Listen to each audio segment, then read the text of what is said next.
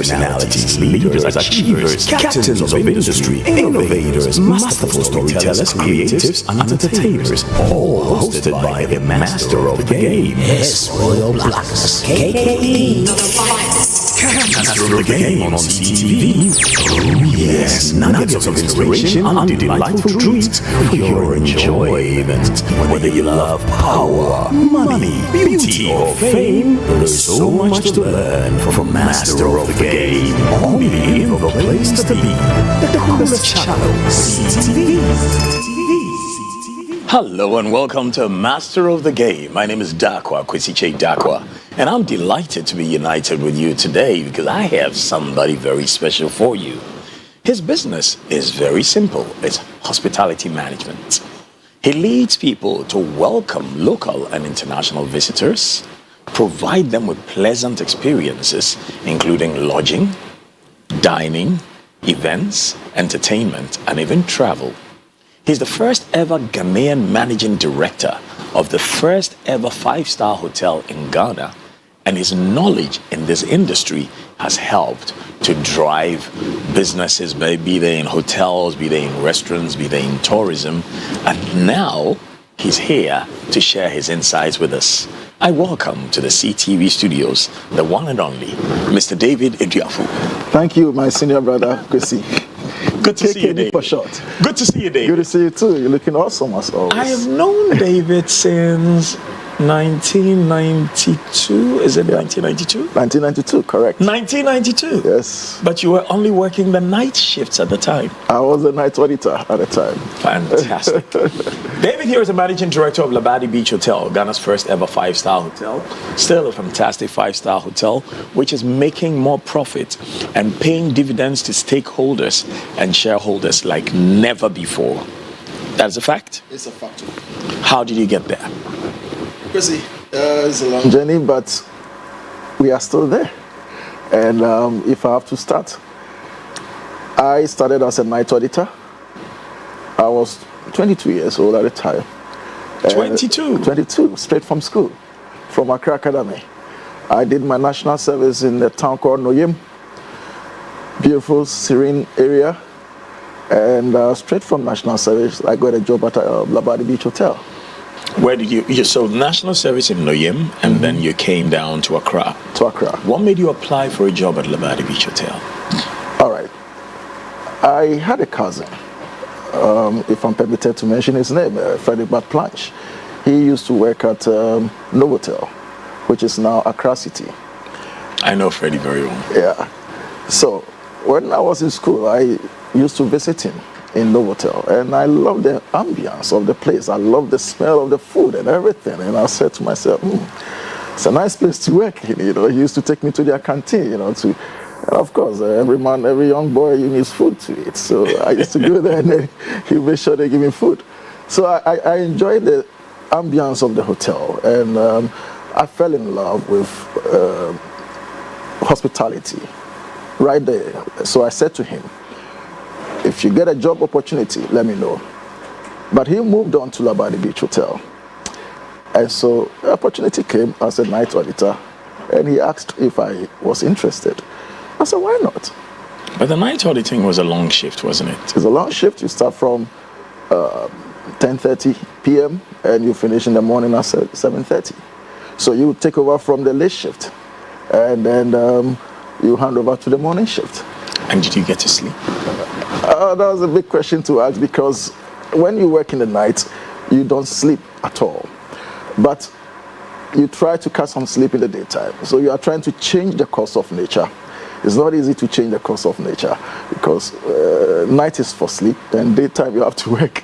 So actually it affected my sleep. And to date, if I'm awake at 1 a.m., I would not be able to sleep again. Yeah, there's something called the circadian rhythms. Yes. You know, your body adjusts to a certain style of work. I mean, naturally, you want to be awake by day to do your work and go to sleep at night. But I have the same, because I used to go to GBC and open the station in the morning before 5. Yeah. I would leave Tema to go to the station to open, because I was the most junior on the team. And your shift leader would say, you are the one opening, even though he knows you live in Tema. And you do that. So up till now, I still wake up very early, no matter what time I sleep. I want to know, what position was Freddie holding at the time when you joined? Because Freddie had left Novotel to go to Labadi Beach. He was at reservations. He was the reservations manager at the time, yes. It was reservations. So I started as a night auditor. I mean, I came to see the house manager, John Elliott, and we had our interview. I sent my CV. We had our interview in the lobby. Straight away, he liked my composure. He liked the way I carried myself. He said, "Oh, you've got a job." Just like that? Just like that. How many people were looking for that job? I'm sure there were quite a lot, because that day were quite a lot of us who came for the interview. And I still remember one guy who, for him, he got security. He's still there. I work with him, and he's there now as in security. And so it's been a long one. So you start as a night auditor. Mm-hmm. What was next for you? I was a night auditor for 1 year, and then I got promoted as assistant night manager. So now I am in managerial position within that period. So that was around 23 years, and I was enjoying what I was doing. Because normally it takes quite some time for people to get used to the job, but I was a fast learner, and I'm still am. So it didn't take me long to learn the trade. What did you need to do as a night manager? You have to have deputy or assistant. You have to have a finance background, at least some basic accounting, because you have to audit the daily sales. So you go to the bar, you go to the lounge, everything, the restaurant. They will bring all the day's activity to you as a night auditor. So you have to go through not the detailed auditing, but you have to balance the books. You have to run the night shift before you open a new day. So in the hotel, if you don't run the night shift, you cannot open a new day, because you have to charge the rooms. So it goes into a new date. So that was what I was doing. And of course, as a night auditor or a night manager, you are in charge of the night shift, all the people in the night, all the staff in the night. So the kitchen, the security, every shift that works in the night. So we were, in the hospitality, we always do 24-hour shifts. So there's always an activity. So hospitality everywhere is 24-hour economy. Yes. To borrow the words of John Mahama. Oh, okay. But seriously, so here you're a night manager. Yeah. So a night, say... No, assistant night manager. Assistant night manager. Yes. But essentially you're supporting your manager. Yes, and if your manager was engaged doing something, then he charged you to do it. I was enjoying that, because it's now you have power, you have authority now. So everybody reports to you in the night, and you have to write your report and hand over to the general manager in the morning. So you are more or less a duty manager in the night, and so you stand in for the general manager, and I love that. Every young man, you like to have some authority and to show some powers. When the security see you coming, everybody is alert, because they know that if you sleep and David catches you, David will not spare you. So I was very powerful, and I was enjoying it in the night. Yeah. So on a night shift like that, say somebody orders drinks, yes, or they want some nibbles, they'll order something from the kitchen. Yes. There's skeletal staff at the kitchen to still make food. Yes. And if the food is delayed and they call to complain, that's your headache. It's the night manager or that's the assistant. Headache. That's my headache. I have to take care of that. What do you are representing the general manager in the night. What do you do in a situation like that? You have to solve the problem. And of course, our business is such that it's human-centered. So you certainly come across problems, and you have to resolve them. So that is why in our trainings, you've been trained to resolve problems, how to resolve problems, problem-solving situations. So every problem or situation is unique, and you have to be alert and know how to resolve it, because you are attending to international clients or customers with different culture, different backgrounds, and they expect that whatever they experience in their countries, they have the same thing here. You can't say that it's a 5-star in Ghana, so you take things differently. No, whatever happens in Europe or Asia or wherever, the same thing. So they expect the same kind of service from you. So when something goes wrong, you need to be able to resolve and make the customer happy or satisfied. But no matter what training you give people, if they themselves have not been exposed, they do not understand the standards that are elsewhere. So what do you keep doing to ensure they grasp the standards elsewhere so they can deliver them too? Oh, fantastic question, KKD. Yes, training, but of course exposure is key.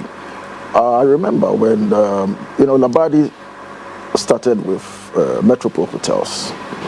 And so they were very strong on their training regime. Because they were using the standard operating procedures of the Metropole Hotels in London. Same thing. So we go there for training programs. So the heads, or let's say supervisors, there's opportunity to go there, understudy. They also bring trainers, take you through the same training skills that they have there. So the Metropole training was very intense, and it really helped the hotel to date.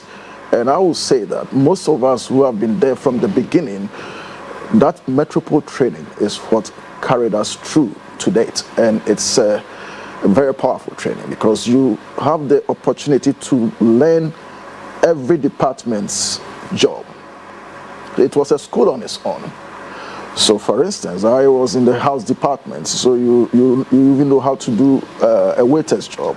You know how to serve, you know how to, so it makes you an all-rounder.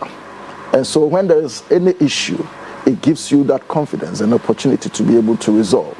When I was studying hotel management, the bit that I loved most was all about the waiter's job. Because and the sommelier's job and the people who were pouring the drinks. I am very particular about waiters who don't pour drinks correctly. And I'm also very, very particular about waiters who don't carry the tray properly. Because, you need to carry the tray in such a way that everything balances. Yeah. And then there was one thing we learned. That, when you were putting a plate down, or even a glass, sometimes you put your pinky finger under the glass, so you drop your finger first before you put the glass down, so you don't bang the glass on the table. Correct. Do you remember some particular things that you learned in the Metropole program? Well, for instance, if these days you see people serving and you see their thumb in the plate, it's a no. There's a way of carrying it and a way of positioning your thumb so it doesn't go into it rides just below the rim. Yes. Because it's always, and of course you have to be very particular with your grooming. Grooming was key in the training. In fact, there was a grooming session. We all go through grooming. And so for waiters, it's a no to have nails and all these long nails. You see people, no way. And if you don't position your thumb properly, it's a problem for you. You're going to have issues with your supervisor. All this was part of the etiquettes, but these days, yes, in Labadi we still go by those things, but you go somewhere else and they just serve anyhow. Like you said, most people don't know that. They don't know what to do, and they just put a plate down, and it's irritating sometimes. And even carrying the plates, and you hear things breaking in the restaurant, it's so irritating. But if you are trained properly and you do it regularly, because when we do trainings, we do practical trainings, and that's what helps the individual. So you do the practical training, and then you do a role play. A role play. I remember one time I was involved in one of those trainings, and like how to piping on the cake and all those things. Yeah. You go through it. Everybody will have to try it. It's not like they just teach you the theory. No, you go through the training, and you learn everybody's job. You go to the rooms. You do cleaning yourself. You learn how to lay the bed and all that. So the training was such that you even enjoy it because you are doing other people's things. And as humans, we are versatile. We want to challenge our minds. So it's not like this is what you've been given to do, so that's what you do. No way. I remember when I was in the night some time back, there was a group, and Shabarangs, the group came, and the waiters were overwhelmed because they were all ordering room service. I had to just put everything down, start carrying the trays myself to the room. So I did room service. So you had to be a waiter yourself? Of course I had to be a waiter as assistant night manager, and it was beautiful. I loved that. And it makes you more versatile. You are able to deliver if there is any emergency. You know what to do. So to anybody, a young person working in hospitality management, your advice is, no matter what job you're given, you need to learn the other jobs around yours. It's key. And Kwasi, I'll say this, like for instance, I will use Labadi as an example anytime. Whenever there is a big event, you cannot also bring people to come and support. So we ourselves, we go to the kitchen. Recently we had, for Afrianism, that was 2 years ago, all the managers were in the kitchen supporting the chef. We had to wear our, the hair thing, and we're in the kitchen to support. And it's a passion for it, and it's because we've been trained all around, so we know what to do when we go there to support. And that's the beauty of hospitality. In a situation like that, if you identify 2 or 3 people who are aloof, who are not supporting, what do you do? The system will pick you up, because we do, the SOPs are there to guide you. And if you are not delivering, of course, if you do your appraisals and you are not also coming up, the system will certainly pick you up. That's pick you up for training? We'll train you as much as we can, but you see, it's individuals' attitude has no place. Negative attitudes have no place in our business, because we are dealing with human beings who are very complex and they are sophisticated. I mean, if you have a customer like yourself in a hotel, you have been through the meal, you know hospitality, and then service go wrong. The waiter or the receptionist has an attitude. You train people and train them, but an attitude is something that is difficult to take out of people. So if they are not doing what they have to do, you go for appraisals and you go through all the things that, and the person is still not pushing, of course, then as the HR people have it will take its own course. So, and especially to do with our industry, people who are rude, you cannot be in our industry. Rudeness is a no. You got to show respect and smile. Even if you have issues, you leave it at your house. The customer is king. The customer is king. The customer is king. And of course, and the staff are also, a key to the success of the customer being the king. So we don't joke with our team. In fact, I would say that the strongest asset in Labadi Beach Hotel is the staff and the team spirit. The teamwork in Labadi Beach Hotel is one of the best I've seen in most places. Interestingly, 2 of my mentors in hospitality management in Ghana are actually non-Ghanaian. One of them is Tom Sheriff, who was at Golden Tulip. Yes. And then the other is Andrew Wilson, right, who was at Labadi Beach Hotel. Yes. And Andrew Wilson said something very interesting many years ago, and I still remember. And I'm sure if he watches this program, he will remember. Yeah. I used to get invited to come and open the happy hour. All right, let me correct this. So Peter Ost was the GM at the time, and Andrew Wilson was the food and beverage manager. Yep. Andrew Wilson later became the general manager. Yeah. But Andrew Wilson's skills as a food and beverage manager is one of the best I've seen. He is a hands-on man. One time we had an impromptu event. We're not told. The event for about 100 people or 150. And that is where a real hotel is tested. Yes. Within 15 to 20 minutes, Andrew Wilson has set up the place all by himself. And when he's laying the table, my goodness, we love it. I know. And he has that flair. Oh my God. It's flair. So I remember that those happier days. I was in the night shift, so you used to get the tail end. The tail end. Yeah, yes, when all the drinks had gone and all the food had been eaten. Oh, but then when I got to sales, I was witnessing it. So I've had a journey, which I think I'll come to and then let you know the journey. So. And the interesting thing is, I think some person had been very rude to one of the staff, and Andrew, noticing it, just came over and handled the situation, tapped the staff at the shoulder and dragged them with him. And I followed them because I was like the MC there. And he told him very nicely, don't take it personal. You know, That's true. He's the reason why we're here. The That's customer true. is king. Yes. You're the reason why we're here. Don't take it personal. And that has stuck in my head to this day. Don't take it personal. They are the reason why we are here. Very true. The customer is king. Without them, we have no business. And sadly, in Ghana here, and I say this everywhere I go, we claim to be hospitable, but we don't have the techniques in hospitality management or serving the customer. Being hospitable and smiling and being nice to the person It's one thing, you know. But unfortunately, I use the word unfortunate. It's the case. We don't know. So we think we are doing the customer a favor.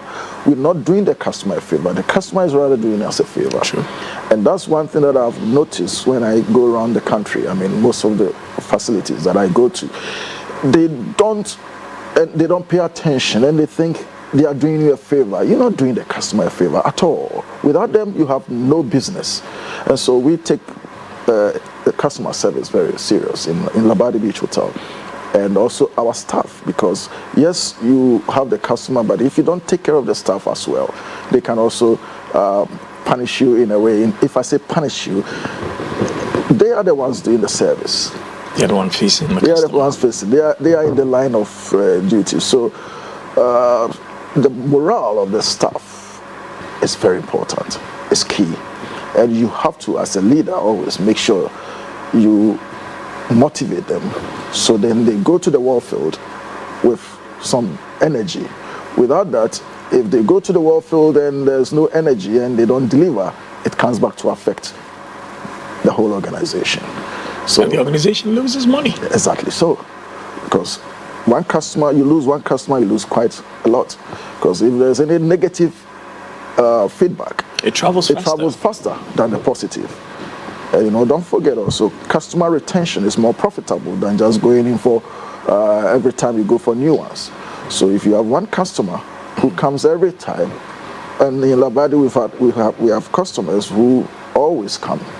We've had people who have stayed with us for the past 30 years, and they are still our loyal customers. Loyalty is one of the things that drives Labadi Beach Hotel, and it's a family-oriented organization or hotel, right through the staff and then the customers as well. We've had instances where even customers have met and eventually become Man and wife. Man and wife, yes, in Labadi Beach Hotel. And it's a beautiful thing to have such. And so it gives you a sense of joy when you see that the customers relate to you as a family. It's a beautiful thing to see. And that is where you are able to also deliver to the best of your ability. Yes. Thank you very much. When we come back, more with Mr. David Eduaful, Managing Director of the first ever 5-star hotel in Ghana, and he's the first ever Ghanaian to hold the top position there. When we come back, we're going to find out, do people have temperaments that make them not suited to hospitality industry? And what exactly is the training required to work in hospitality industry? And with Labadi Beach Hotel, tell us about some of the great people who have used your services there, because a good hotel gives good service, but great hotels serve great people. Right after this.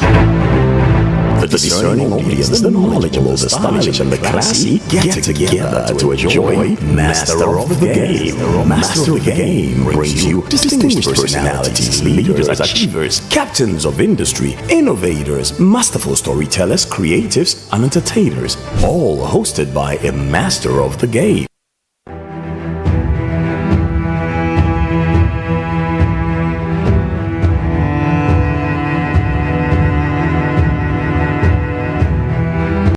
Excellent furnishing in a real estate business is a great deal for survival. My struggles as a young estate developer were cut short when I discovered Fernart Ghana. With quality furniture made from the finest woods and amazing after-sale service, Fernart Ghana changed my story with every single home I built. It's a one-stop shop that serves the interests of clients with a variety of living room and dining sets, solid wood kitchen installations, wardrobes, doors, cabinets, beds, pergolas, floor parquets, and many other another wooden product that will last a lifetime. With Furniture Ghana, all clients are offered the opportunity to customize furniture to their specifications, and the smile on their faces says it all.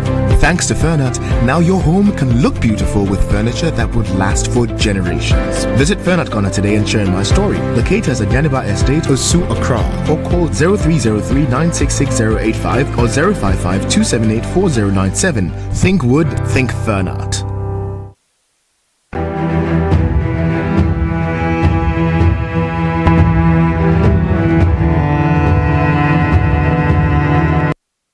Master of the Game on CTV, Ghana's #1, is supported by Fernat, Think Wood, Think Fernat, and Aquaba Natural Mineral Water, quenching thirsts, nourishing people all across the land.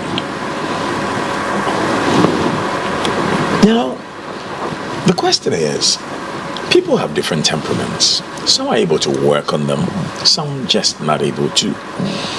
Is there a temperament that's best suited for hospitality and tourism management? Yes, I would say that hospitality is a calling. If you don't have the passion, don't go in. Because you're going to meet people who have issues.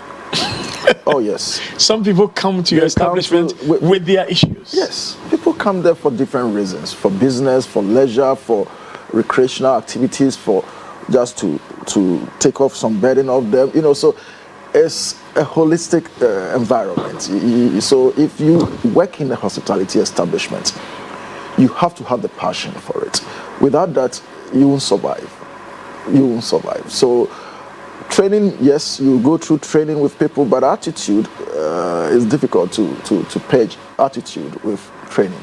It's in people. So before somebody decides to go into hospitality, it has to be something that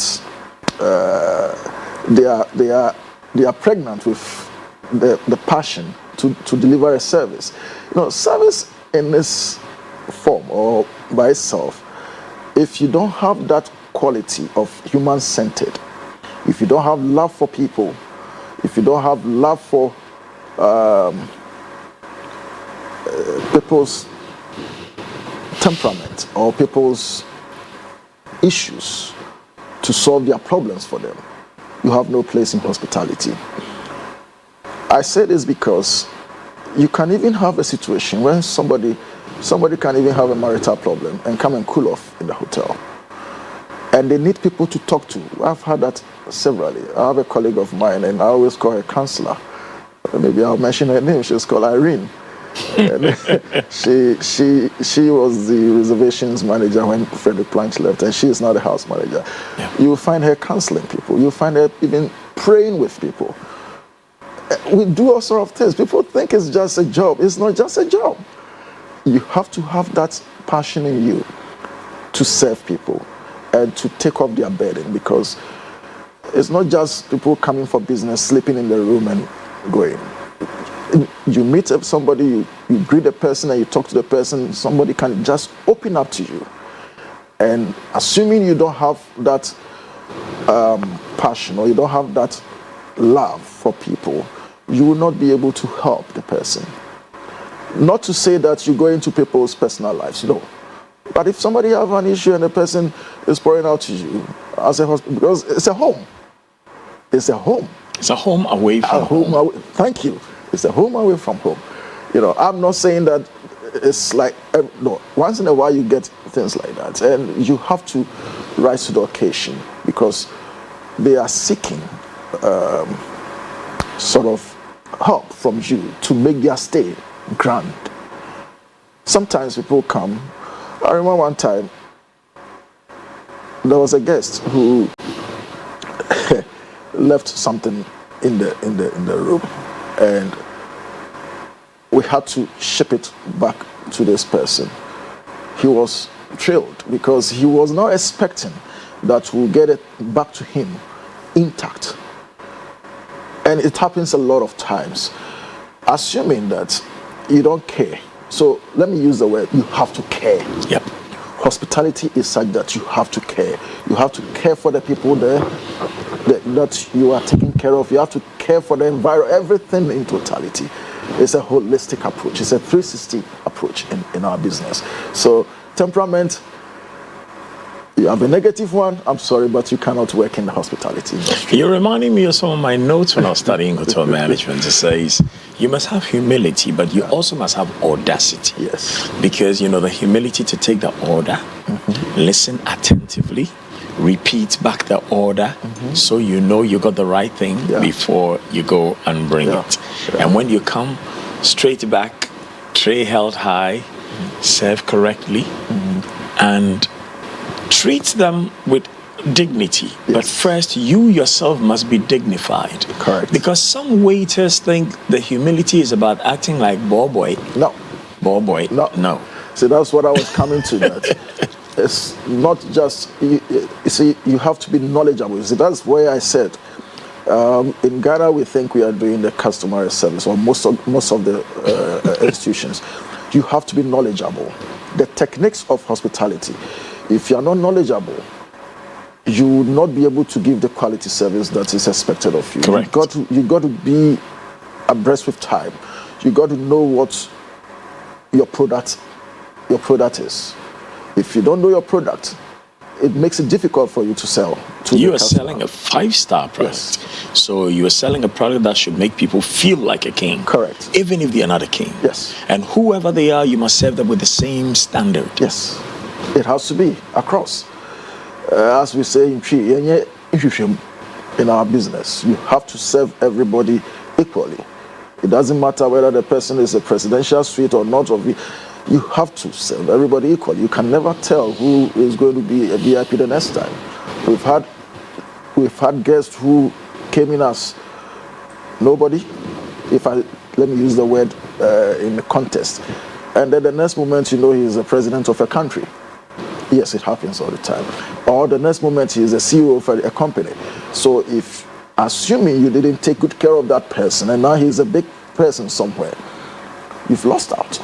You've lost a customer. You've lost a customer. So you treat everybody equally. It's key in our industry. You have to treat everybody equally. And you have to have that feeling for them, because people come to our establishment and they fall sick. You have to take care of them. You have to take them to the hospital. But in department meetings, staff will also tell you that some customers are flagged because some customers are actually difficult customers. All right, so what do you do with those? We've had instances where we have to check out. I've checked out a guest before. Oh yes, I'm a very short person. I'm not too tall, and this guest was standing right in front of me, and I was fuming like something. I said, "No, you got to check out of this hotel now." He thought I was joking. I said, "I'll call the police." I had to check him out. My colleagues were looking at me. Was he aggressive towards the staff? He was aggressive. There was another one, even before I became a senior manager. There was one at that time with Peter Ost. There was a guest whose wife was a problem, sorting everybody left, right, center. Oh no. Oh yes. And so I learned that from Peter Ost, that it's not all the time that a guest is always right. It's not all the time. They are king and queens, but they are not always right. Peter Ost made sure a guest had to check out, because he said the guest cannot treat his staff the way he is treating them. They are not his slaves, and they are not his servants.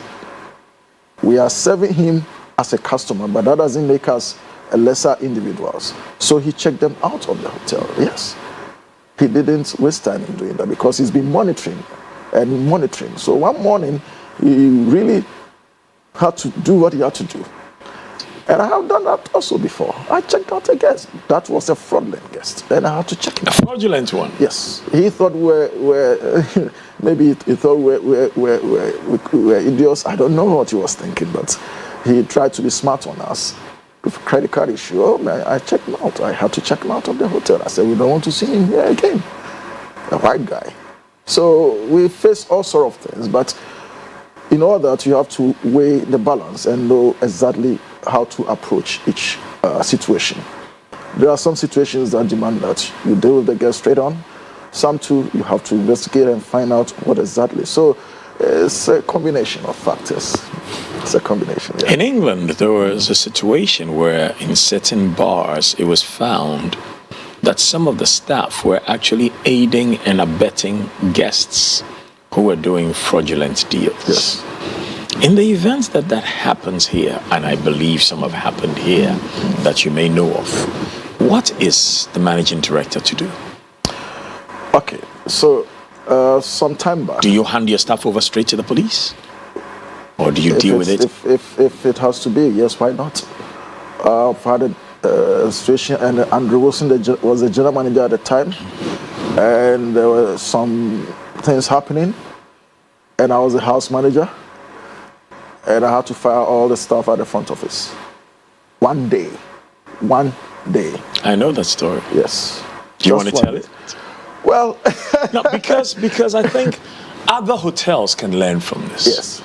Not too long ago, you know, my youngest sister from my mother and father is a hospitality specialist too. Yes. Your dear friend Marion. Yeah. And we went over to one of the 3 5-star hotels in Ghana. And the chap brought us a bill. And she said, that's a wrong bill. She says, the staff are stealing. Yeah. They brought us a bill, which she knew they were running game on us. So she called the guy and she advised him very nicely, says, if I show this to your general manager, you know you'll be sacked. Go and bring the correct bill. So people who are doing that, in a country where we say a lot of people don't have employment, but the few who have employment, some are lazy and some are stealing. Yes. How do you handle them? The system will pick you up and you'll be handed over to police if need be. I have handed over people to police before. We put out procedures so in our business, controls are key. If you don't have the right controls, you'll be you'll be fetching water with a basket, because there will be so many leakages. So you need to get strong controls in place in our business, and you can only do that when you have set up a system that would identify all these loopholes. So yes, there will be stealing. You cannot stop it completely, but you can minimize it. It's a human environment. You cannot say or hit my chest and say there's no stealing. You can stop stealing from happening in such an environment, but you can minimize or even stop it for a while because you have strong controls. You stop it for a while, define new strategies? Define new strategies. And you always have to be on top of the game. And put systems in place that the system will pick them up. And then once you are picked up, if it has to be that you have to go to police, you go to police. It's not just a matter of firing. You actually go to the police. You go to police. It's a crime. To steal from me is a crime. And I say that all the time. If you steal from me, we'll do what you have to do.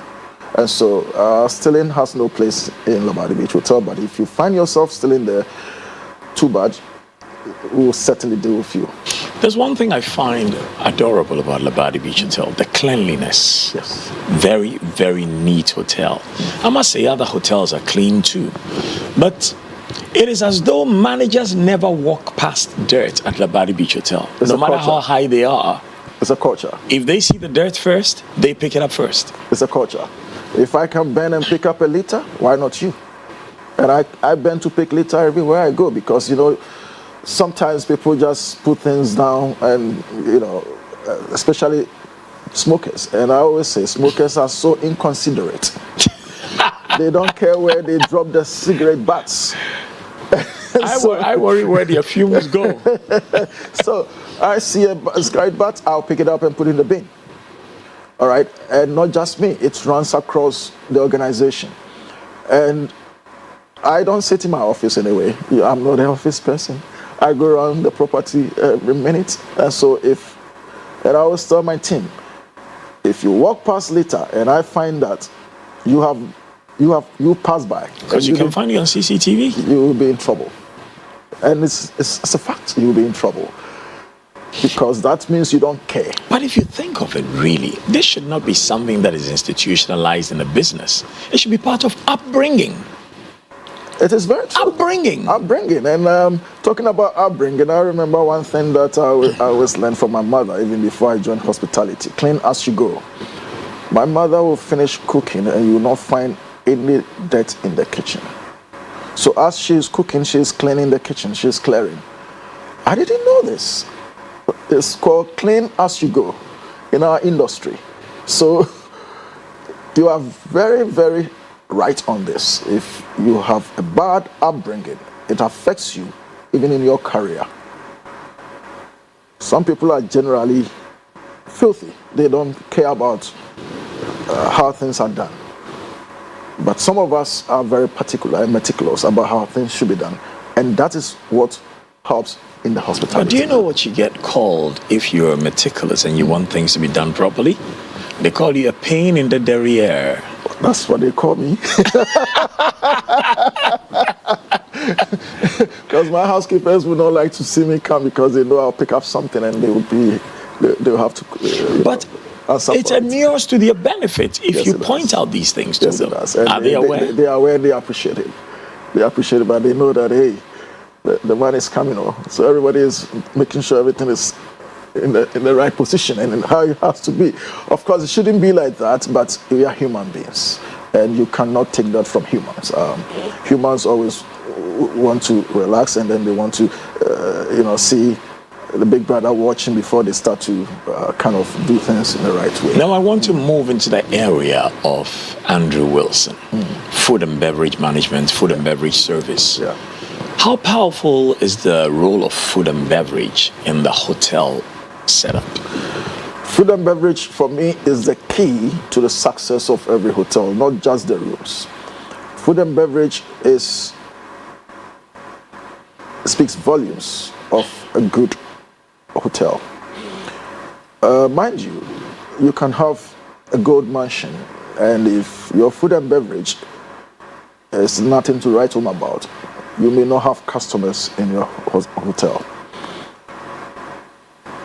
Or they may come and sleep there, but they'll go and eat somewhere else. They'll go and eat somewhere else. See, I always say that the way to a man's heart is through the stomach. We work hard for ourselves. At the end of the day, it's all because of the food we eat. Why are you working so hard? Because you need to survive. You need to eat. And if after all the hardest job and you've hustled and you've gone through some difficult business deals and you come and the food is not good, it will turn you off. So food and beverage is key. And the service quality must match up to the quality of the food. The food may be good, but if the service quality is poor. And there's one thing that I always say. Are you aware that the taste of food, the attitude of the cook or the chef translates can affect the taste of the food? It affects the taste of the food. So if you have people who have attitude and they have issues and they don't cook with their heart or with love, you will not have good food. And I will proudly say that even if they're reading from the same menu? Yes. You have to cook with love. There must be something behind the cooking. It cannot just be the ingredients. We can use the same ingredients to cook, but mine will taste better than yours because the person has love. Oh my God. Is that why they say when a woman falls out of love with her man, the food in the home is no longer delicious? Say it again. Is it in a man's mind or is it in the cooking? It is in the cooking. I'm telling you, it's in the cooking. KKD, it works magic. So if you have a chef, don't joke with your chef. Because if he doesn't cook with love and is not motivated, it affects the quality of the food and the taste of the food. Labadi, I would say, over the years, have developed the act through different chefs who have come through. And I'm not surprised that my current chef, who has been there for over 25 years, is doing wonders because he learns from the best. You know, we had my favorite was Gary. Oh, of course, Gary's my twin brother. May he so rest in peace. Gary. Yeah, we had different chefs European chefs, of course, And good Ghanaian chefs and good too. Ghanaian chefs. And now the current chef is a Ghanaian, and he has learned from the best, and he's doing wonders. And his team is fully behind him, and there's so much passion behind what they do. And when you enter the kitchen, especially when there's a big event, they work like in the military camp, precision, and you will not find them talking, but everything is just going orderly, and it's beautiful to watch. And I noticed just before the Christmas that now you're busy doing confectionery and cake artistry. Yes, you know the guy who does our artwork on the cake. Yes, we have a whole pastry department, but the guy who does the art, he used to be a pantry guy. Oh Whoa. yes, so that's the beauty of Labadi Beach Hotel. We train people and we pick up the talents, and then we enhance. He used to be a pantry, and I remember saying to him, "You got to study because you are good at the art." Gary discovered him, and he's an artist. He draws very well, and with training, he migrated from being a pantry guy. Now he's in pastry, supporting with his art. And of course, we have the pastry chef and all those people there, but I'm talking in terms of the artwork. So if you see talent in people, you've got to help to bring it out. And that's what Labadi stands for, and that's what we do in Labadi. So going back to the food issue, if you have a team that cook without love, you will never get it right. You will never get it right. Tell me about some of the guests, because every hotel, like, we're taught in hotel management school, a good hotel serves good guests, does well, makes its profits, but a great hotel serves great people. Yes. Tell me about some of the dignitaries that you've served. Countless, but I will start from what I have witnessed, because there were some before me. We've hosted kings, including those before you. Yeah, we've hosted kings and queens. We've hosted the Queen of England, may her soul rest in peace, and the husband, Prince Philip. We've hosted them. We've hosted the Prince of Tokyo. The names, some of the names are heavy, so I'll just. We've hosted Prince Al Walid. We've hosted presidents, Tony Blair. We've hosted even the Iranian president. What's his name? Ahmadinejad. I can't pronounce that name very well. And even in recent times, we've hosted also presidents and heads of states. What happens with security when you have these guests? Security in Labadi is one of the best you can find, because we have our homegrown security. And when it happens like this, they will come in and do the recce with you. So for instance, when the Queen came to Ghana, security was paramount. And even the room she slept in, they had to bring her own cupboard because of security. They want to be sure that everything there conforms to what she's used to in England. And they carried it to the room. And of course, our security work with the external security anytime there is a head of state, because naturally they always want to bring their own security as well as our own security. But so far so good. We've had a best run when it comes to security in our industry. We are one of the best. We have even won best security, most secured hotel. I think we are the current holder of the most secured hotel in this country. Yes. Does it help that you're by the sea? By the sea sometimes has its own negatives, especially, but we are well protected because we have security, 24-hour security, and don't forget the surveillance cameras are all over the place. So we are well protected, even though we are by the sea, which can become a negative in a way, because when you are by the ocean, it's open up. But we are able to contain that beautifully. So far so good. We've not had any security issues. And if there is a VIP or there is any head of state visiting, we do have they are external also supporting.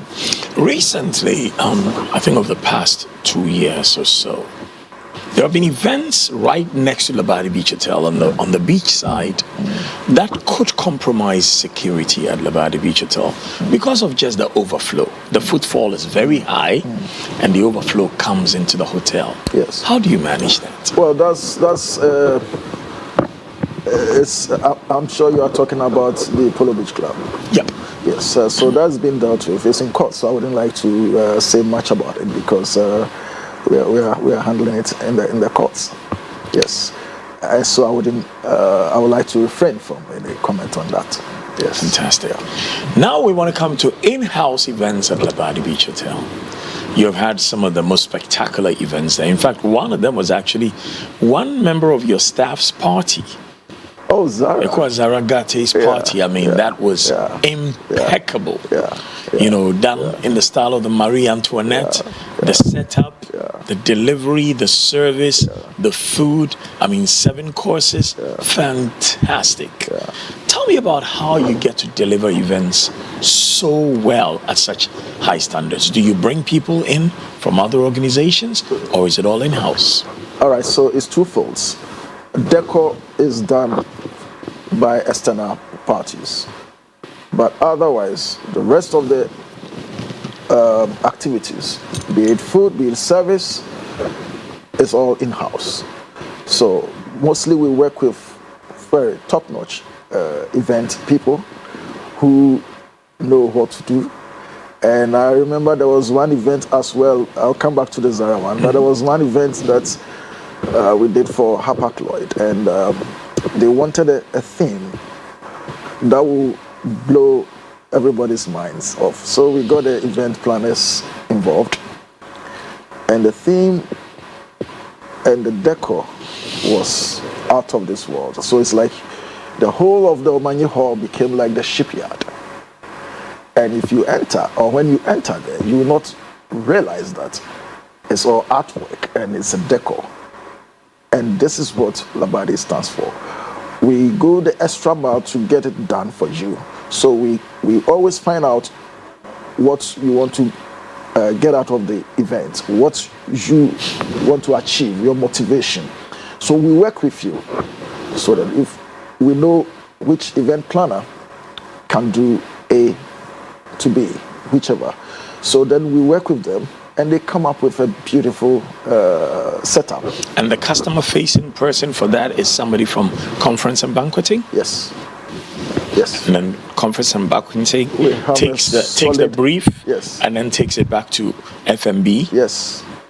We have a solid conference and banqueting team headed by, I'm sure you know, Kennedy Kidiga. Of course. He's been with us for 17 years. He's the food and beverage manager. So after Andrew Wilson left off the scene, we have a second Andrew Wilson. I mean, I must say, because now he's a Ghanaian Kenyan. Yeah, I've told him he's not going back. I don't think he will go back because Ghana is home for him, you know. And so the team is such that we are able to know exactly what you are looking for, what you want to achieve from the particular event. So we go all out to give you what will wow you. We work together with the event planners, and they come up with the decor and the concept. When we come back, we're going to go to where you had so much passion for after your years in night auditing and night work, rooms division. Yeah. When we come back, we'll talk about that.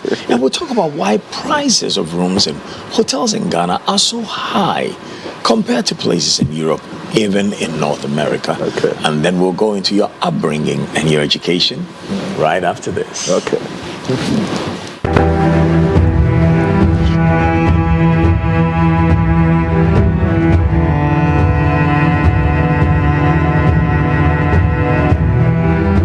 Excellent furnishing in the real estate business is a great deal for survival. My struggles as a young estate developer were cut short when I discovered Fenart Ghana. With quality furniture made from the finest woods and amazing after-sale service, Fernart Ghana changed my story with every single home I built. It's a one-stop shop that serves the interests of clients with a variety of living room and dining sets, solid wood kitchen installations, wardrobes, doors, cabinets, beds, pergolas, floor parquets, and many other wooden products that will last a lifetime. With Fernart Ghana, all clients are offered the opportunity to customize furniture to their specifications, and the smile on their faces says it all. Thanks to Fernart, now your home can look beautiful with furniture that would last for generations. Visit Fernart Ghana today and share my story. Locate us at Yaniba Estate, Osu, Accra, or call 0303 966085 or 055 278 4097. Think wood, think Fernart.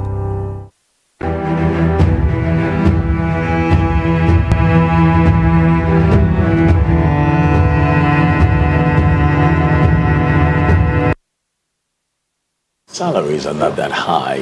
One wonders why properties and also rack rates in our hotels are so high compared to hotels in Europe and in North America. What is it that makes the pricing of our rooms so high in Ghana?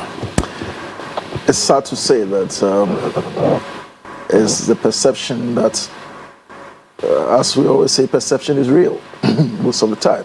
Yes, pricing is high in Ghana. It's not cheap. Just because cost of operation is also very high in Ghana. Cost of operation in the hospitality industry in Ghana is so high, not just in terms of salaries, but in terms of the even operating equipment, in terms of getting things to use, our day-to-day activities. For instance, everything is imported. Why? We import everything to do with our business. The linen is imported. Beef products are imported because you can get the quality here. Why can't we get the quality here? What grass is our cows eating? So that's the challenge. You see, the farmers or those into the production, they have to liaise with industry players in terms of the hospitality so that they know exactly what we are looking for. The feeding contributes a lot because if you buy meat from Ghana, you cook and it's tough. You cook and it's tough, and you know. So cook it for 3 days. Cook it for 3 days on a slow fire. But you see, you order in Labadi Beach Hotel, you expect your food to be ready by 30 minutes time. And I'm now good because we don't cook this thing down. We have to cook it fresh. So say I want a sirloin steak. It has to be at a certain degree, the tenderness. Our farmers they have to know how to age the meat. Aging process in Ghana, I don't think they even go through the proper aging process for the meat products. And also, you don't get the right supply if you want it. I'm only citing beef, but the other things, even toothpick we import. If you don't import and it's locally, getting the consistent supply is also a challenge. The quality is a challenge. So you ask yourself, do they really, I'm talking about producers, or do they really think about our industry? They don't. Everybody is just doing his own thing. There must be regulations. And this has to be done from a certain body. I know there are regulations, but when it comes to our industry, especially the food side, there must be regulation to guide the farmers to produce to meet our standards. Because we are serving the international community, not just Ghanaians. If you go buy beef locally made, you won't be able to use it. Chicken, same. We buy chicken in containers. And it's a lot of money. It's not just Labadi Beach Hotel. Is it because we don't have enough chicken to service your industry, or is it because you don't get the quality? It's too lean, too tough? Too tough sometimes. Yeah, it's chewy. It shouldn't be chewy. And we are the yen cracker. Now say yen cracker and kwani Labadi Beach Hotel. So there must be a way that industry players, and it's something that I've been talking about. I'm also the sector head for tourism and hospitality on the AGI Council, and so it's something we've been talking about. So we're trying to get the farmers to understand that it's not just producing, and thinking that you have chicken. It has to be at a certain quality, and if we want the local, which is the right way to go to bring down our cost. Sometimes you even find out that the local ones are even more expensive. How come? That's something. Not because you're buying something. I know you're getting beef from South Africa, for instance. Yeah, we get our beef from South Africa. They have some of the best grass-fed cattle in the world. It's said everywhere. You're even getting a good number of wines from South Africa now. Yes. But if you're importing from South Africa, and you're paying duty on top of that. I'm coming to that. How can you still say Ghana's... I'm coming to that. Okay. See, the import is very high because we pay a lot of money to bring these products from outside. The taxes we pay is mind-blowing. Now, the reason why I'm saying sometimes the local products are even expensive than the foreign ones, because the cost of production here also becomes very expensive for them. I'll use myself. I'm a farmer too. I am into piggery. Getting feed for the pigs is a problem. Pito waste? Where are you going to get that from? And it's not always pito waste because it makes them grow too fat and it's become fatty. It's very expensive. People think it's very expensive to get all these things go into the production. So there should be, that's why I say there should be a system to support and come up with regulations so that we can get our farmers, the local ones, to produce at a minimal cost, and also the importation stops. Because if these two are not working and are at opposite sides, our industry will continue to suffer. We'll continue to operate at higher cost, because I cannot go and buy this beef from South Africa with all the costs in terms of duties and sell cheap. I will make a loss. I have to pay staff. I have to pay for electricity. Electricity is very expensive. You have to pay for broken plates. Yes. In fact, we pay a lot for electricity. Cutlery, because I learned from one of the hotels that apparently some guests even steal cutlery. They do. Guests stealing cutlery. They stole irons. Guests. I say, oh. They still. Even in our small budget, in our small budget hotel in Tamajato Chrome, a guest stole a TV. I've had a guest taking linen towels into the luggage, and the housekeeper found out, and so we had to search the guest, and it was there. Yes, but things like this, you just mute it against space and goes his way. Let's see. So, fast forward, if we don't regulate and don't encourage cheap production, if I say cheap, I use it carefully. Lesser expensive production. Yes, in terms of producing these things that we need, the inputs, we will continue to mark time. So I would, because I'm glad that farming is the key, one of the key things in this administration, this current administration. We need it badly in our industry because Ghana has so much potential that if we continue to operate in this manner and import everything to service our guests, we'll go nowhere. The East African countries don't import like we do. In South Africa, everything is there. The linen is made there. I mean, the products in terms of beef, chicken, pork products, they are all from there. But here we are, we import. Yeah, we have beer, water, and Guinness. So if we are not careful to sit as a nation and strategize and get things right, we will continue to talk about expensive hotel rates, because I have to offload the cost to somebody. I cannot bear it all. I have to offload to the customer. Even for us who have budget hotels, we import our bed sheets.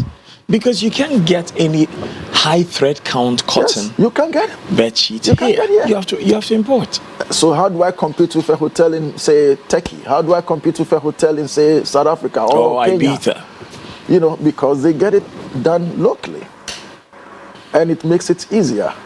But you see, we have two folds in Ghana. We get it done locally, but the cost of doing it is expensive. So they end up being more expensive.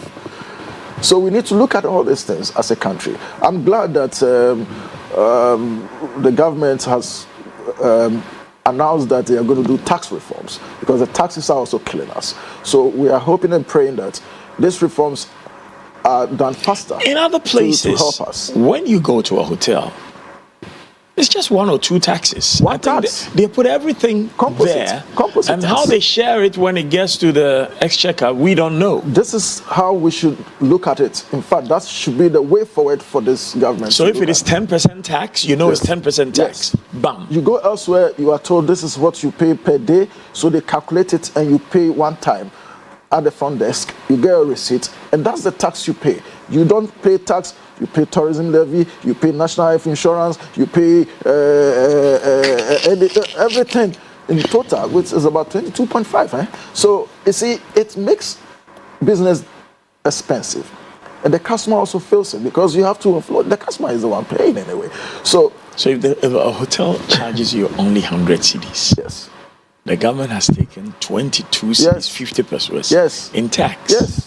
And you're complaining about the hotel. Yes. When the hotel has to pay their water bill as well. Yes, and water bill is not cheap in Ghana. Pay the electricity bill as well. Pay their gas bill as well. Pay the staff who serve you as well. Yes. Pay.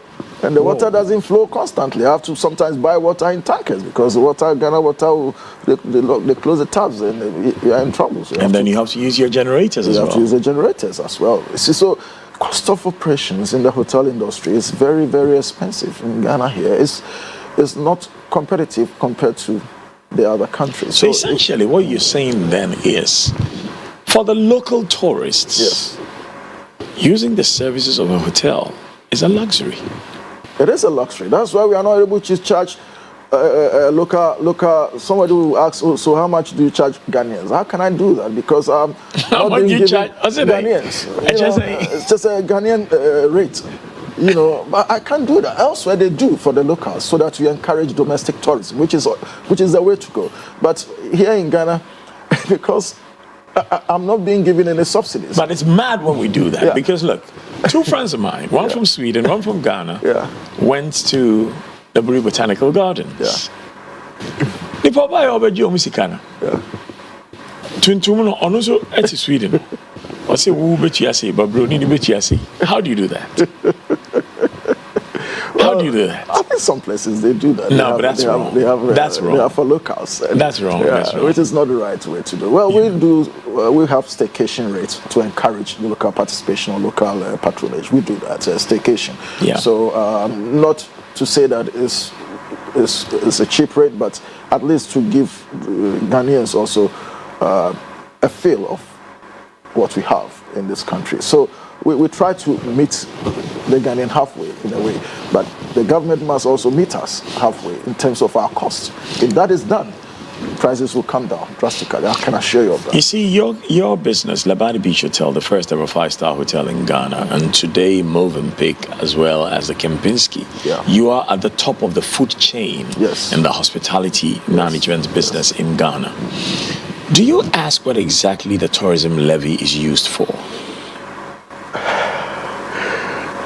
It's a big question, and I don't want to go there because it becomes very political. It's not political. well- we are paying money. Yeah. You know, even in our budget hotel, we also pay. Yes. But that's why I define that the three of you are the top of the food chain. And If you cannot ask, who's going to ask? we'll channel it through our association, and then we'll know exactly what they do with our money, because it's important to know what the money is used for, to develop, because it's supposed to be used to develop the tourism industry. Exactly. And I will say that the potential in the tourism industry is such that we don't know what we have as a country. The tourism industry is big and bigger than we think. Ghana has so much potential. Ghana. I mean, I want you to break down to the viewer who does not really see the power of the hospitality and tourism sector in Ghana. Let's say one person has an event for only 500 people. Show them how interconnected this event is to different businesses So in let Ghana. me tell you something. The hospitality involves every field. Carpenters will come in. Architects will come in because they have to design the, if you have an event, The structure you or have the to the structure, set, everything yeah. that's there. Then you have the Electricians will come in. Sound You have engineers. those who sell the fabric, everything. It cuts across every Every vocation, every vocation. profession, every occupation. Hospitality is the one industry that captures every vocation. So let me even go to the tourists. Assuming you have tourists, they will use a local driver. They would certainly use your water, you pay water bill. They would use a restaurant, and the restaurants, you need food items to cook for the guests. So the farmer enjoys as well. The butcher or everywhere, hospitality cuts across every industry that you can think of. Because whatever we do in our homes is the same thing. So if, imagine, you have an electrician, you have a mason, you have a carpenter, you have a plumber. At one event, you need all these people to be present. And then you need an internet service You need an provider internet service provider. So hospitality is big. And it's about time we look at hospitality with all seriousness. And then, let's even add, you need the artists and the artists, Yes. the designers and the performers. Yes. Everybody comes And the to play. stylists for the designers and the performers. Yes. And the makeup artists for the performers. Everybody. It's interesting. Yes. The So if hairdresser, everybody. So, You know. and I think... when can I there's get- an event, the ladies like to sew, including the men these days, because every time there's an event, I have to, I try to go local, so I sew my things. So every event, you have to get a new style, and you go to these people to sew for you, and you pay. And the barber shop. And the barber shop, you have to trim me. God is my barber, so. But on a more serious note, hospitality is such that you cannot discount the potential revenue that it can bring to this nation if we do it with purpose. We have to be what's the word to use? To be We have to be intentional. We have to be intentional about it to get it work or to make it But work. this is why I worry about, because I was with is the president of the Hoteliers Association Accra, and he says he and I need to sit down and have lunch, and he doesn't understand why I don't want to come and join and be an executive. And I said, well, you're there, you do the work, but at least let our voice be heard, telling the government that for this year, we want our tourism levy to go and fix the road to the Larabanga Mosque. For this year, we want our money to fix the road to Jamestown. We can't just say we've paid all that money and we don't know exactly what the money was used for. Let's use that money to do something to make it easier for both local and international tourists to go somewhere. Yes. Because the tourism does not start with the foreigner. Yes. I mean, we talked about, what's it called? The year of return. The point is, if people didn't have bars in areas where the roads leading to the bars are good, the foreigners would not be very keen on going to those places. Yes. If people who are chop bars could not make the place neat and tidy and dress their staff well and keep their tables clean, the foreigners wouldn't come. At all. So really, whatever we are paying with regards to the tourism levy, we who are paying it must be able to have a say in how the money is used. That's the truth. But sadly, we don't have control over it. But in a way, there should be that control to have a say as to what the money is used for. Because I always say that the whole country is a tourist attraction. Ghana is a tourist attraction. There are so many places that we have not tapped You look at the Volta region. I was in the Volta region over the weekend, and I looked at the whole place, and I said, "My goodness, this is a money-making area for tourists. I mean, tourism. It's so beautiful, and the mountainous, but we don't have any proper attractions. I know there are the waterfalls there, but what value have we added to it? What have we packaged it properly? No, we need to package our tourism or tourist attractions to attract everybody, including local tourism. I mean the domestic tourism, because they say charity begins at home. Let's encourage ourselves to patronize our own tourism or tourist attractions. But if accessibility is a problem, and when I go there, I don't find anything exciting apart from the mountain or anything. There's no value addition. What is the point? I mean, we started this do the island thing, and it's sad. It's sad to travel all the way on the boats, beautiful river, and then you go there. Is this kids playing since 19 This kids, some of them almost naked, just playing around there, and then you come back. What are we doing to package that thing to go there and excite people, children? It's happening elsewhere. Why can't we do it here?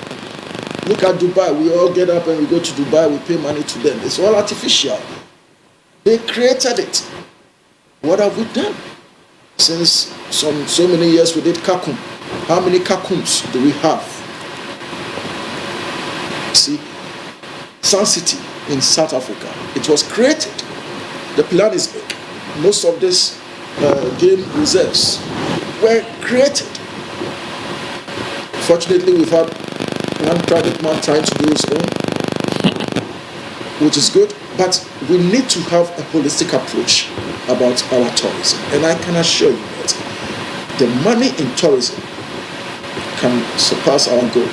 And the employment in tourism for the youth. Everybody, we've already established that it employs everybody. So we have what it takes. We are naturally endowed that if we take tourism seriously and make a conscious effort and deliberate to create and package, this country will be smiling all the way. More to come with Mr. David Eduaful on Master of the Game on CTV Ghana's #1. When we come back, we're going to find out what sort of education made him into the managing director he has become, and more importantly, what sort of upbringing made him into the man he is right after this.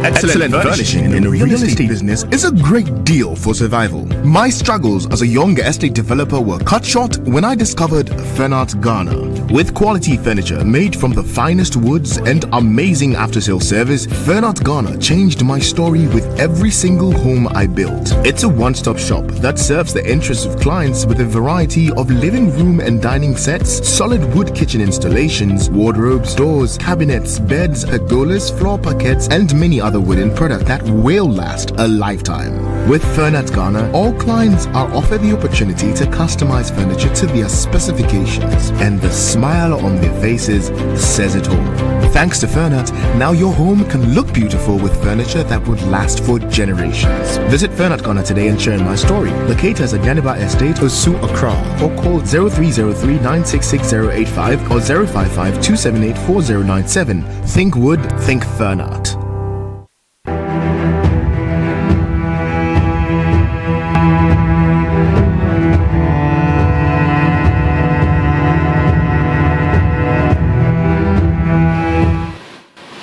He has mastery in receiving local and international guests. He has mastery in serving them, whether it's a dining experience, whether it's a tour experience, whether it's a transport experience, whether it's a business experience, or just a staycation or vacation, whether it's for pleasure, for leisure, or for treasure. His mastery is in tourism and hospitality management, and he is the managing director of the first ever 5-star hotel in Ghana. My guest, Mr. David Eduaful. Now, I want to go back to when you were a child and learn about your upbringing. Right. So young people who want to work in tourism and hospitality can pick out certain things out of your upbringing and say, I can do it too if I listen and learn. Yeah. I was born in a town in the eastern region, Akimoda. It's Achimoda. Achimoda, you know. What kind of ruffle? What kind of ruffle? Achimoda. I drank some brim before coming to Accra. Yeah? But that was when the water was clean. That was when and it was clean, and I tell you, those times we were drinking from and it was a pride to drink from the Brim River. You know, you call it Achinkwa Onum Brim. So if you're an Achim man and you don't drink Brim, then you're not a proper Achim man. So I was born there in Achimada Government Hospital some few years ago to a Ghan woman from Jamestown, Augustina Oyokote. She's alive, she's still here, she's around. And then my father, Solomon Eduaful, he is late. He is from the Rampo. But of course, you know, as we do it in Ghana here, we are more or less aligned to our mothers. So I am more of a Jamestown person when it comes to, you know, my upbringing in a way. So I lived in Oda till I was 9 years and I came to Accra. I came to Accra when there was the coup. Those times, you know, we had a coup. So I was living in Ayalolo with my grandmother. Yeah, you were living with your grandmother? Yeah. And mom was back in? My mom was at Burma Camp. She lived in Burma Camp with my uncle. That's her brother. She used to work at GNTC at the time. So when I came to Accra, in fact, when I was in Oda, I was at the Roman Catholic primary school, RC primary school. I don't know if it's still there, St. Francis. We call it St. Francis. Yeah. So when I came to Accra, I was taken to Sempe 1 and 2. So I schooled in Sempe for a while before my mother moved me to Datus, Bubuashi Datus. So by then, I had done a bit of Raphael Aduayi-Doetin's school. Yes, Datus. Raphael, yeah. That's right. So I'm a true Datus boy. But I went to Datus at class 2 because I was old before I came in. And, you know, when I was in Achimoda, I thought I was a village champion. But when I came to Accra and they tested me, I was nowhere near. I couldn't pass. So, in fact, let me backtrack. My mother wanted to take me to Achimota primary, but they said I was too old for the class. You know, she wanted the best for me. So at the time, Achimota was top. They took me there and they said my teeth had come off, so I'm too old. So I wasn't fit. So then she tried that, which was a grade A school also at the time. So you see how mothers always want I the best. attended Datus as a boy. Oh, I see. Which I of the was a branches? boarder in Bubiashi. Oh, you were Yes, in Bubuashi? I was a boarder in Bubiashi. Oh my God. So you are my mate, my senior. Exactly. I was a boarder in Bubiashi. I see. That's where we learned to speak English and French. That is one Raphael awesome Aduayi-Doetin's school. Yes, yes. So eventually I settled in Datus and I was in 2D. I was in the D class because I was old. You know, those times they were arranging us A, B, C, D up to J. So I was in the D class. So I finished my common entrance in Datus, and then I went to Accra Academy. So Accra Academy, I was there from Form 1 to Upper 6. It's one school that made me who I am today. I mean, I Best memory of Accra? Accra Academy. Okay, so I was staying with my uncle in the school. He was the music teacher. They used to call him Knee Boy. But of course, he's called George Corte. So I was staying with him even before I joined Accra Academy. So I wrote my common entrance. So you had lived in with his mom house. first, and then you lived with grandma. Yes. And All then, right, so let me give you my history properly. you moved from mom to grandma. Wait a moment. Mom gave birth to me in Achimoda, left with my grandmother, came to Accra to do her own thing, to work. So I grew up not even knowing my mom very well because I knew my grandmother to be my mother because I was staying with aunties and and so on and so forth. I was the only grandchild at the time, so all the people around me were my aunties and uncles. And so we all moved to Accra. So I continued to stay with my grandmother in Ayalolo. And my mother was in Bewakam with my uncle. And so at one point then we moved to Darkwah. I stayed with my mom in Darkwah. So dad was not here then? No, my dad died. Dad was not here. Dad was also in Oda. But I didn't have so much ties with my dad anyway until he passed on. So it was my mother who was running the show. So I got closer to my mother when we came to Accra, because then we lived together. So you are what I'd call a child beneficiary of the strength of an extended family. Exactly so. Because if not for my grandmother, I don't think I would have been here. Because some people think family is just your father, your mother, your brothers and sisters, No. and then later you and your wife and your children. But in our African setting, especially here in Ghana, family is grandparents, Yeah. uncles, aunties, Yeah. father, mother, Yeah. cousins, male and female, Yeah. children, and then the children's cousins as well. Very true. You see, our culture is so beautiful. We don't know what we have as a country or as a people. We have a unique system that it's unfortunate that sometimes you see people diluting it. But if we're able to hold on to that family system, it helps, because I'm a typical example. I mean, in Accra Academy, I was staying with my uncle in this bungalow.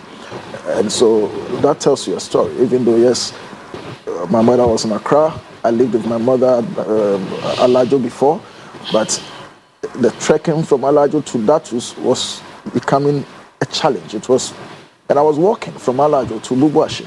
Wow. Yeah, I would walk. I passed through the police depot, and then through the industrial area, North Kaneshi, Swan Lake. Were you walking with friends? I was walking with friends, yes. And it was interesting. So it was an adventure. It was an adventure. So I love to walk too, and still I walk. I walk like, so I was walking all the way from Alajo to Bubwashi every morning. So when I got to class 6, that was where, class 5, that was when I had to go to my uncle, because it was taking a toll on me, because I had to prepare myself for common entrance. So I stayed with him once I wrote the common entrance, And staying there in Accra was an adventure. And, I had to run away twice, because I wasn't used to... You ran away from where? My uncle, because I was living with the man, and I was... it was tough for me, because I was young, and I thought I was overworking. What kind of work was there to do? Because he wasn't married, so I was doing everything in the house. So at age 14, I was cooking. I go to Kaneshi Market, buy ingredients, and I was cooking. I was doing a worker. You pound fufu? I'm telling you, I'm a good cook. I'm a good cook. I do fufu and worker myself. I do kukunte, everything. So I was living with him and doing all those things. I'll scrub the house, the bathroom. And so I thought I was overworking. I thought it was too much for me. So I ran away back to my mother. And my mother brought me back. I did that twice. I was brought back. I said, okay, now this is my destiny. I have to stay here. So, I'm interested in hearing the conversation when you were brought back. Yes. So what was the conversation between your mother and him? In fact, I wouldn't know, but I don't know what happened. But my mother told me, look, this is where you have to be, so that you can write your common entrance. So I cried small, but I had to compose myself and do what I was told to do. So I stayed with him till I completed and common entrance, and then I got very good grades to Accra Academy, and I did my Form 1 to 5, still staying in his house. Now I have mastered the game, so now I'm tough, so I could stay, and I was breeding ducks and things like that. I was doing a lot of things in his house, and I was even growing pepper. You were breeding ducks, you said? Yes, in his house, yeah. Whose ducks? My uncle. I was doing a lot of things in the house. So when you sold the ducks, did you benefit too? Well, I'll tell you a story. No, I wasn't benefiting from selling of the ducks, but I was benefiting from once in a while snaking one, and then I would cook it one time, in the house. This is an interesting story. I don't see how I will breed these ducks, and then we prepare, and then I don't get any. So one time I had to plan with my friends in the house. The Normally the master's bungalows, they have other students staying there. So I was staying there with other guys. So my uncle told us he was traveling to Winneba. So we thought the man had gone. So I did operation. I killed one duck. We prepared granite soup. Oh yes. We were pounding the fufu thinking that, Charlie, we succeeded. We were going to eat this before the man comes. The man didn't go to Winneba. I think the man had gotten hints that we've been killing the ducks to eat. So he just did a U-turn and came back. And saw us preparing the fufu. The whole house went dead. And he never uttered a word to anybody. He went inside his room. Silence is a killer. Yeah? We couldn't even eat the food. We dished one for him, he never touched. But boys as boys, we gathered courage to eat the food, but not with that joy as we should have.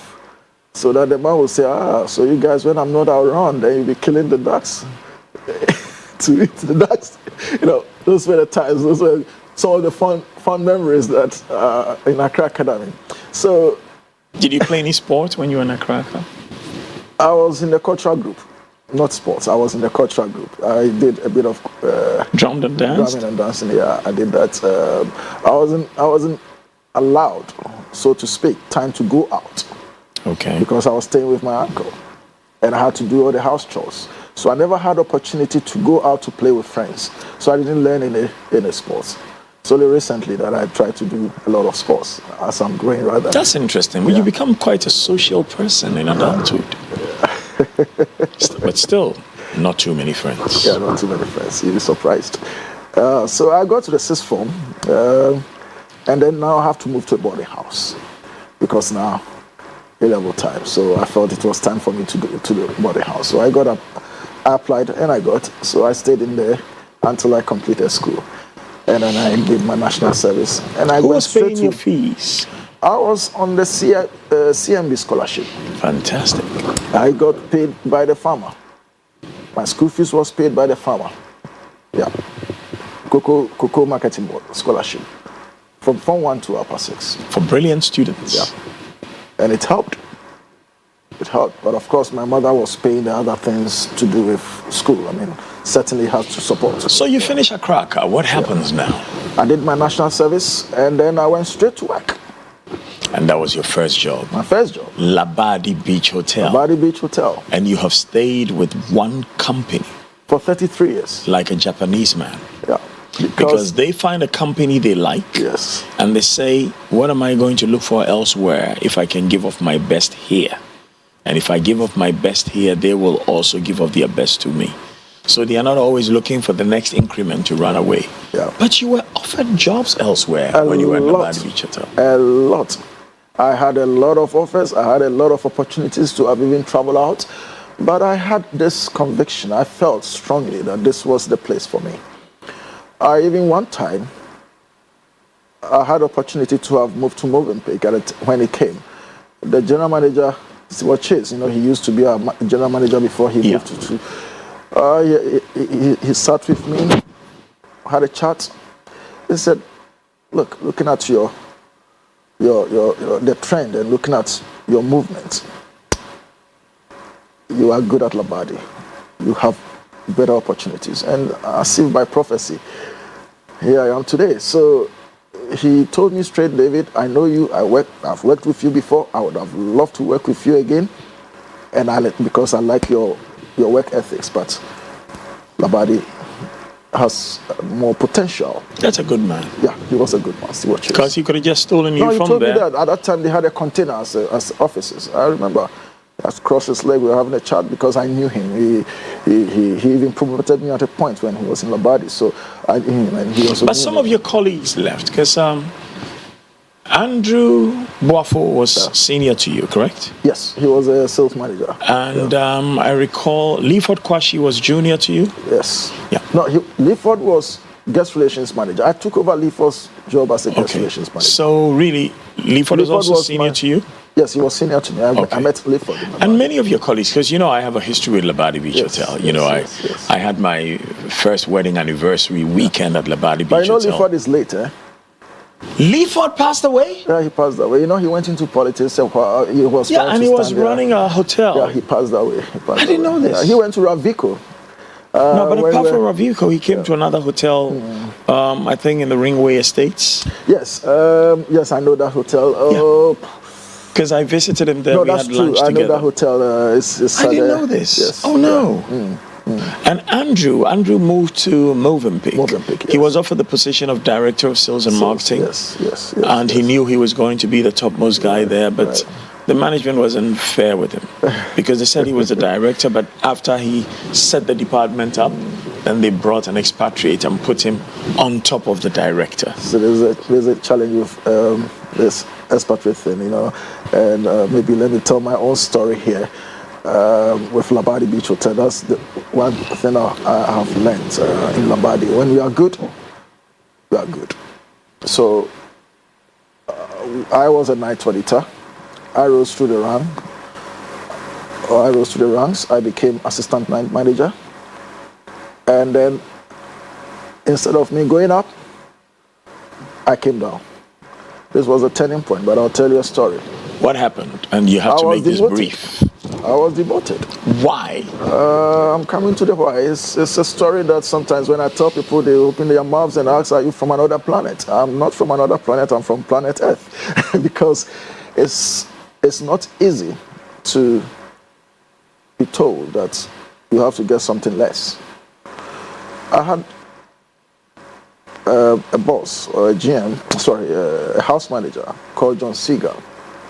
And he saw the potential in me. He realized that no, I was good at what I was doing and good at what I do. At the time, what position were you holding? I was assistant night manager. So he called me and he said, you are too good to be in the night shift, because in the night shift, nobody sees you. When you work in the night, nobody will even recognize your efforts, because you come in the night, you work and you go. So you need to have an opportunity in the daytime so that your talent and your talent will be shown. The work you are doing will be shown. But I don't have any vacancy. The only vacant position is to be a shift leader. But the shift leader was below assistant But of manager. course.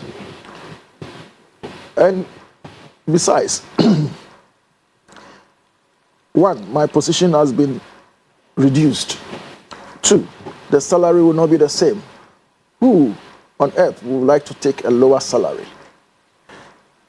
And because in the night, you have the night perks, you have the night allowance and all that. So certainly my salary was better than being a shift leader. But he impressed upon me to take up the position. It was a difficult moment for me to make up my mind that I have to be demoted. My salary also reduced. How did you get back up? Senior brother, this story I'm telling, for me, was a turning point in my career. So he called me because he really liked me. He said I was good at what I was doing. So he called me. He said, look, let me give you an analogy. If you are standing on a mountain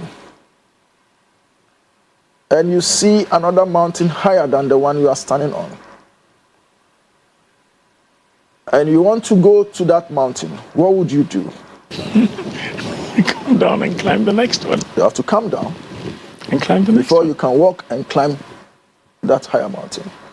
So I answered, so that's exactly what I want you to do. In fact, I was shocked. I said, so this man really wanted me to go the lower ranks. He said, David, one day you will thank me. This was a British guy telling me this. He said, one day you will thank me. And it's a prophecy come true. So everybody was busy trying to hop from one lower mountain to the next higher mountain. Yeah. You had to accept to walk down this mountain. Yes, because and I have to be in the day. climb all over again. So I was demoted. I became a shift leader. I didn't complain. In fact, one thing about me, I don't complain. I don't know how to complain. I don't know how to. I don't even ask for salary increment. I don't know how to. So now let's go quickly through shift leader and how you rose. Let's go through that. So then, unfortunately for me, the man who promoted or who demoted me, who had plans for me, left the country.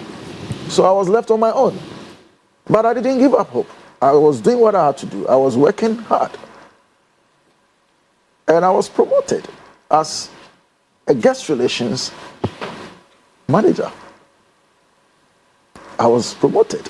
From there, what next? From there, again, I got called by Stewart Chase to the restaurant, said, look, I have a vacancy in sales and marketing.